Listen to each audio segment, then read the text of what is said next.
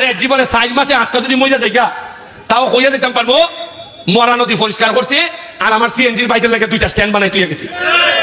আমি আপনার কাছে আল্লাহর রাস্তায় চাই, আমার যে ঘাম পড়ে প্রতিটা দিন যাদের বিরোধিতা আমি করি দুর্নীতিবাজদের, সবচেয়ে বড় সমস্যা হইলো আমার লেগে দোয়া করুন। আমার এখন বেঁচে থাকা হইলো সবচেয়ে বড় চ্যালেঞ্জ। সব একখান হইতেছেন দেশে বিদেশে, এলাকার বাইরে খেলে যে এত অহলতা ভাঙ্গে লইতেছে। আমি কেন হিসাব দেই, সোনারঘাট বাড়ি খাইকা তারাইল এরার যন্ত্রণাটা খেলে আমি যেই কই টাকা পাইছি 2 কোটি, ওই তারাইল কিশোরগঞ্জের লোকে এমপিরে কয় সুমানের দিকে পাইলিছে তুমি কই তোমার টাকা হোক, ওই টানে আর এমপিরে দইয়া ওই এরার যন্ত্রণা মাথা নষ্ট হয়ে গেছি যে এই কেন কইয়া দেয় দিনাজপুর হোক বাড়ি খায়। কারণ একলা কইলে তো ফাইলা সব খবর। আপনারা আমার লেগে দোয়া করবা, আমরা যা যা আছে আমি আর 4.5 বছরে যদি বাঁচি সোনারঘাট আপনারা শূন্য খুশি হইবা। মাধবপুর বর্তমানে দেখা যাইতেছে যে সারা বাংলাদেশের মধ্যে সবচেয়ে ধনী উপজেলা হইল মাধবপুর। আপনারা তো এই খবরই জানেন না, আপনারা নিজের আর ক্ষমতা সম্পর্কে কোনো ধারণাই নাই। সবচেয়ে বাংলাদেশের মধ্যে ধনী উপজেলা কোনটা? আর এরা আমরা মিলাই এলাকার এমপি। আমি কালকে একটা গার্মেন্টস গেছিলাম, বাচ্চা গার্মেন্টস গিয়া দেখলাম এটার মধ্যে মনে হয় বিনিয়োগ হয়েছে মিনিমাম 10,000 কোটির নিচে না, 2,500 খালি আমরা এলাকার লোকই কাম করে। তাও এইটা মনে করেন 100টা ইন্ডাস্ট্রির মধ্যে মাত্র একটা। এখন আমি সোনারঘাট মাধবপুর পরে আলাপ করবো। সোনারঘাট কিটা আছে?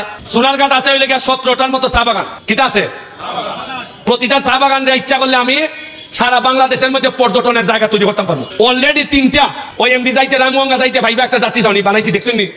20 নম্বর সুরমা বানাইছি একটা, আরেকটা হইতাছে এখন সন্ডির বাজারও মাজারের কেন আমি যাওই বরাদ্দ পাইতাছি।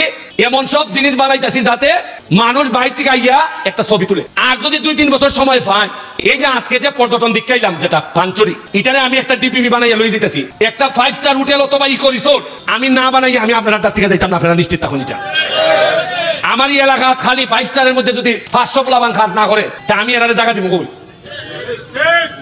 আমি আমার নিজের ছেলে মেয়ের লেগে যা চিন্তা করি, আমার সোনারঘাট মাধবপুরের প্রতিটা বাচ্চার লেগে আমার এই সেম চিন্তা। কারণ আমারে এমন একটা মানুষে আপনারা এত ভোট দিয়ে সম্মানিত করছেন, আরে সম্পদ তো লাগে না আমার জীবনে। আর যে ইজ্জত দিচ্ছেন সারা বাংলাদেশের মানুষ আমার ইজ্জত করে, এর চেয়ে বড় সম্পদ আমার জীবনে কি হইতে পারে?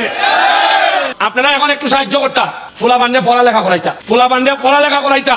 কারণ পুরো একটা সিস্টেম আমরা কাজ করতেছি, সাংবাদিকরা কাজ করতেছে। আমি যে পরিমাণ পরিবর্তন আমার সোনারঘাটের সাংবাদিকদেরকে দেখতেছি, আমি নাম ধরে কইতে পারি। আমাদের কামরুল ভাই, জাহাঙ্গীর ভাই, নুর আমিন ভাই, আমাদের রায়হান, আমাদের আলাউদ্দিন, আমাদের লিটন ভাই, আমাদের আরো যারা সাংবাদিকরা আছে, যেভাবে এখন পজিটিভ নিউজ গুলা সামনে নিয়ে আইতেছে, জননীতি শেখ হাসিনার উন্নয়নের যে বক্তব্য দিয়ে আইতেছে, এইগুলা আমাদেরকে অনুপ্রাণিত করে। আগে সাংবাদিকরা এইভাবে কাজও করতে পারে না।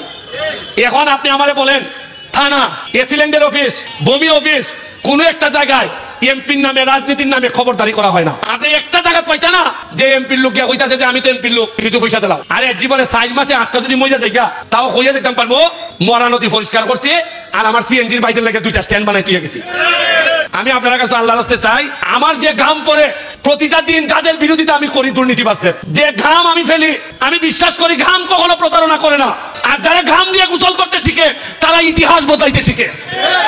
আমি আপনারা সোনারঘাটের মানুষ, আপনাদেরকে বলবো একসাথে আমরা যদি কাজের মধ্যে দিয়ে আগাই যাই আমরা ইতিহাস বদলাইতে পারবো। আপনারা প্রস্তুত হন।